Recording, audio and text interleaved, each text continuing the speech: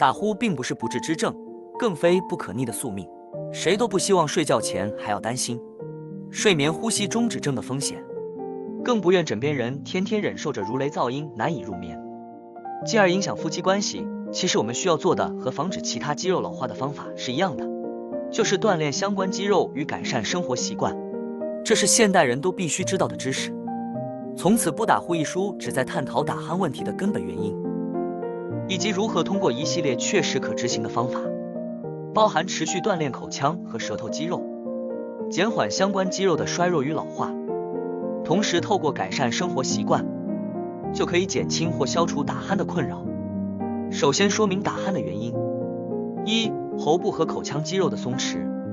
打鼾通常是由于喉部和口腔肌肉在睡眠时过度松弛，导致空气流通受阻，呼吸时相关肌肉组织发生震动，进而产生噪音。二、舌头位置。舌头在睡觉时下垂并堵塞气道，也是引发打鼾的主要原因。造成舌头位置下垂的原因，除了肌肉老化或缺乏锻炼外，习惯性张口呼吸更是使得舌头肌肉塌陷的元凶。三、喉部组织稳定性。喉部组织的不稳定性也可能导致震动声音，导致打鼾。知道了打鼾的原理，就很容易理解为什么可以透过一系列口腔和舌头运动来减轻或根治打鼾问题。舌头肌肉运动包括：一、舌尖上下运动；二、舌头滚动运动；三、舌尖触摸齿龈等。嘴巴肌肉强化运动则包含嘴巴张合与闭合、咀嚼无糖口香糖、吹气球等，可以有助于加强嘴巴周围的肌肉，保持嘴巴的关闭。只使用鼻子呼吸对降低打呼症状或音量至关重要。除了锻炼口腔和舌头肌肉，同时还要检讨并改善生活习惯，这样才能真正赢得减缓打鼾大作战的胜利。一、尽量侧睡，仰睡可能使喉部组织塌陷，增加打鼾的可能性。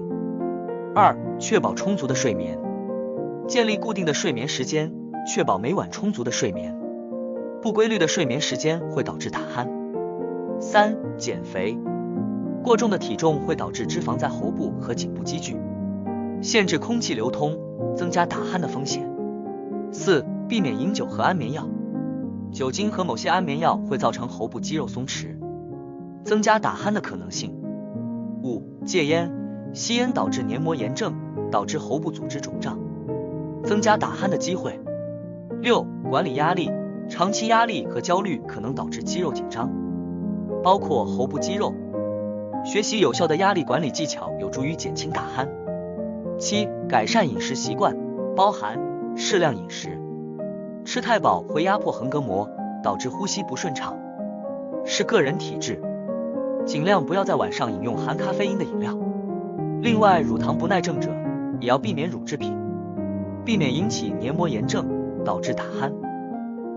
睡眠专科的专业治疗或市售林林总总的止鼾神器，通常都会有短期的效果，但往往要付出生活不便的代价，而且打鼾复发的几率很高。